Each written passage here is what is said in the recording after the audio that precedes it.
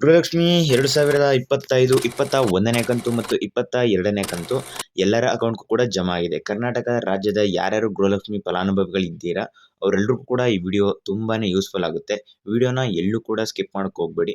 ಯಾಕಂತ ಹೇಳಿದ್ರೆ ಇದು ಅಷ್ಟು ಇಂಪಾರ್ಟೆಂಟ್ ಅಂತ ಹೇಳ್ತಾ ಇದ್ದೀನಿ. ಸೊ ಬನ್ನಿ ಫ್ರೆಂಡ್ಸ್ ವಿಡಿಯೋನ ಶುರು ಮಾಡೋಣ. ನಿಮ್ಮ ಅಕೌಂಟ್‌ಗೆ ಗೃಹಲಕ್ಷ್ಮಿ ಹಣ ಜಮಾ ಆಗೋದಕ್ಕೆ ಕಾರಣ ಯಾರೂ ಅಲ್ಲ, ಸಿ.ಎಂ. ಸಿದ್ದರಾಮಯ್ಯ ಅವರು. ಯಾಕೆಂತ ಹೇಳಿದ್ರೆ ಸಿ.ಎಂ. ಸಿದ್ದರಾಮಯ್ಯ ಅವ್ರ ಕೈಲಿರೋದಿಲ್ಲ ಗೃಹಲಕ್ಷ್ಮಿ ಕೊಡೋದು ಅಥವಾ ದುಡ್ಡನ್ನ ಇವಾಗಲೇ ರಿಲೀಸ್ ಮಾಡೋದು. ಅದು ಆರ್ಥಿಕ ಸಮಿತಿ ಅಂತ ಏನು ಕರಿತೀವಿ ಅದರಿಂದ ಬರುತ್ತೆ. ಅದರಲ್ಲಿ ಲಕ್ಷ್ಮೀ ಹೆಬ್ಬಾಳ್ಕರ್ ಅವರು ಇದ್ದಾರೆ ಅಲ್ವಾ, ಅವ್ರಿಗೆ ಪ್ರಶ್ನೆ ಮಾಡಲಾಗುತ್ತೆ, ಗೃಹಲಕ್ಷ್ಮಿ ಹಣ ಎಲ್ಲಿಗೋಯ್ತು, ಏನು ಮಾಡಿದ್ರಿ ಅಂತ. ಜನಗಳು ತುಂಬ ಆಕ್ರೋಶವ್ರಾಗ್ತಿದ್ರು. ಗೃಹಲಕ್ಷ್ಮಿ ಮೇ ತಿಂಗಳಲ್ಲೇ ಹಾಕ್ತೀವಿ ಅಂತ ಹೇಳಿದ್ರೆ ಗೃಹಲಕ್ಷ್ಮಿ ಫಲಾನುಭವಿಗಳಿಗೆ ಒಬ್ಬರ ಖಾತೆಗೂ ಕೂಡ ಗೃಹಲಕ್ಷ್ಮಿ ಹಣ ಬಂದಿಲ್ಲ. ಹಾಗಾದರೆ ಎಲ್ಲೋಯ್ತು ಸ್ವಾಮಿ ಅಂತ ಸುಮಾರು ಜನ ಕೇಳ್ತಾ ಇದ್ದೀರಿ. ಸೊ ಅದಕ್ಕೆಲ್ಲರಿಗೂ ಕೂಡ ಇವತ್ತು ಉತ್ತರ ಸಿಕ್ಕಿದ್ದೆ ಅಂತ ಅಂದ್ಕೊಳ್ತೀನಿ.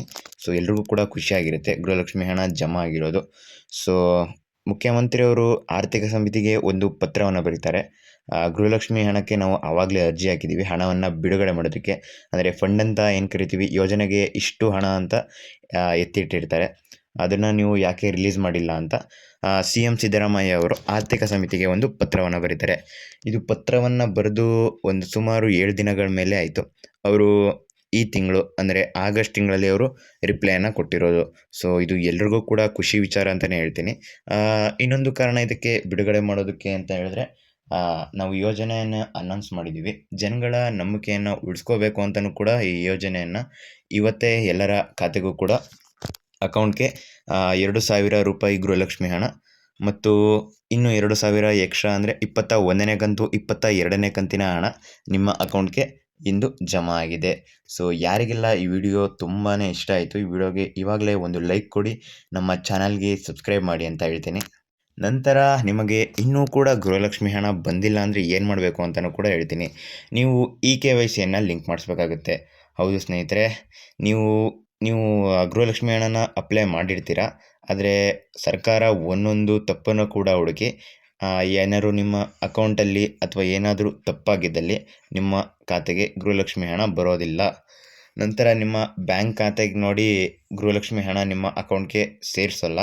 ನಿಮ್ಮ ಆಧಾರ್ ಕಾರ್ಡ್ ನಂಬರ್ ಏನಿರುತ್ತೆ ಅದನ್ನು ನೋಡಿ ಮಾತ್ರ ಗೃಹಲಕ್ಷ್ಮಿ ಹಣನ ಅವರು ಬಿಡುಗಡೆ ಮಾಡ್ತಾರೆ, ಅಂದರೆ ನಿಮ್ಮ ಅಕೌಂಟ್ಗೆ ಜಮಾ ಆಗುತ್ತೆ. ಸೊ ಈ ಕೂಡಲೇ ಯಾರ್ಯಾರು KYCಯನ್ನು ಮಾಡಿಸಿ, ಮತ್ತು ಬ್ಯಾಂಕ್ ಅಕೌಂಟ್ಗೆ ಆಧಾರ್ ಕಾರ್ಡ್ನ ಯಾರ್ಯಾರು ಲಿಂಕ್ ಮಾಡಿಸಿಲ್ಲ ಅವರು ಕೂಡ ಮಾಡಿಸಿ. ಯಾಕೆ ಅಂತ ನಾನು ಮೊದಲೇ ಹೇಳಿದೆ, ನಿಮ್ಮ ಆಧಾರ್ ಕಾರ್ಡ್ ನಂಬರ್ ನೋಡಿಕೊಂಡೇ ಗೃಹಲಕ್ಷ್ಮಿ ಹಣನ ರಾಜ್ಯ ಸರ್ಕಾರ ಬಿಡುಗಡೆ ಮಾಡುತ್ತೆ, ಅಂದರೆ ನಿಮ್ಮ ಅಕೌಂಟ್ಗೂ ಕೂಡ ಜಮಾ ಆಗುತ್ತೆ. ನೀವು ಈ ರೀತಿ ಮಾಡಿದ್ರೆ ಯಾವುದೇ ತಿಂಗಳು ಅವರು ಗೃಹಲಕ್ಷ್ಮಿ ಆಡಿದ್ರು ಕೂಡ ರಿಲೀಸ್ ಮಾಡಿದ್ರು ಕೂಡ ನಿಮ್ಮ ಅಕೌಂಟ್ಗೆ ಪರ್ಫೆಕ್ಟಾಗಿ 100% ಜಮಾ ಆಗುತ್ತೆ. ಯಾವುದೇ ರೀತಿಯ ತಾಂತ್ರಿಕ ದೋಷ ಈ ರೀತಿ ಯಾವುದೇ ಕಾರಣವನ್ನು ಕೂಡ ಲಕ್ಷ್ಮೀ ಹೆಬ್ಬಾಳ್ಕರ್ ಅವ್ರು ಕೊಡ್ತಾರೆ, ಅದು ಅವರಿಂದ ಆಗಿರೋದಲ್ಲ. ಅದು ಈ ರೀತಿ ಎಡವಟ್ಟನ್ನು ಮಾಡ್ಕೊಂಡಿರ್ತಾರೆ ಸುಮಾರು ಜನ, ಅವ್ರಿಗೆ ಮಾತ್ರ ಆಗೋದು. ಸೊ ನಾನು ಹೇಳ್ದಾಗ ಮಾಡಿ, KYCಯನ್ನು ಲಿಂಕ್ ಮಾಡಿಸಿ, ಮತ್ತು ನಿಮ್ಮ ಬ್ಯಾಂಕ್ ಖಾತೆಗೂ ಕೂಡ ನಿಮ್ಮ ಆಧಾರ್ ಕಾರ್ಡ್ ಲಿಂಕ್ ಆಗಿದೆಯಾ ಅಂತ ನೋಡಿ. ಲಿಂಕ್ ಆಗಿಲ್ಲ ಅಂದರೆ ನಿಮ್ಮ ಹತ್ತಿರದ ಅಂಚೆ ಕಚೇರಿಗೆ ಅಥವಾ ಕರ್ನಾಟಕ ಒನ್ ಗ್ರಾಮೀಣ್ ಇದಕ್ಕೆ ಹೋಗಿ ನೀವು ವಿಚಾರಿಸ್ಬೇಕಾಗುತ್ತೆ, ಅಥವಾ ನಿಮ್ಮ ಹತ್ತಿರದ ಬ್ಯಾಂಕ್ ಆಫೀಸ್ಗೂ ಕೂಡ ಹೋಗಿ ವಿಚಾರಿಸಿದ್ರೆ ಅವರು ನಿಮಗೆ ಕಂಪ್ಲೀಟಾಗಿ ಮಾಹಿತಿನ ಕೊಡ್ತಾರೆ. ಸೊ ಈ ವಿಡಿಯೋ ನಿಮಗೆ ಎಲ್ಲರಿಗೂ ಕೂಡ ಇಷ್ಟ ಆಗಿರುತ್ತೆ ಅಂತ ಅಂದ್ಕೊಂಡಿದ್ದೀನಿ. ಯಾರಿಗೂ ಕೂಡ ಇಷ್ಟ ಆಗದೆ ಇರೋದಿಲ್ಲ.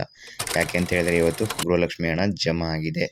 ಯಾರ್ಯಾರಿಗೆ ಇನ್ನೂ ಜಮಾ ಆಗಿಲ್ಲ, ಮೋಸ್ಟ್ಲಿ ಸಂಜೆ ಜಮಾ ಆಗದೇ ಇರೋರಿಗೆ 7 ಗಂಟೆ ಒಳಗಡೆ ಜಮಾ 100% ಆಗುತ್ತೆ. ಸೊ ಇದೇ ಖುಷಿಲಿ ನಮ್ಮ ಚಾನಲ್ಗೆ ಸಬ್ಸ್ಕ್ರೈಬ್ ಮಾಡಿ ಮತ್ತು ಪಕ್ಕದಲ್ಲಿರೋ ಬೆಲ್ಲೈಕನ್ ಕೂಡ ಕ್ಲಿಕ್ ಮಾಡಿ. ನಮ್ಮ ವಿಡಿಯೋಗೂ ಕೂಡ ಒಂದು ಲೈಕ್ ಕೊಡಿ. ನಿಮ್ಮ ಬಂಧು ಬಾಂಧವರಿಗೂ ಕೂಡ ಈ ವಿಡಿಯೋನ ಶೇರ್ ಮಾಡಿ ಅಂತ ಹೇಳ್ತಾ ಸಿಗೋಣ ಮುಂದಿನ ವಿಡಿಯೋದಲ್ಲಿ ಸ್ನೇಹಿತರೆ. ಅಲ್ಲಿವರೆಗೂ ಕೂಡ ನಮಸ್ಕಾರ.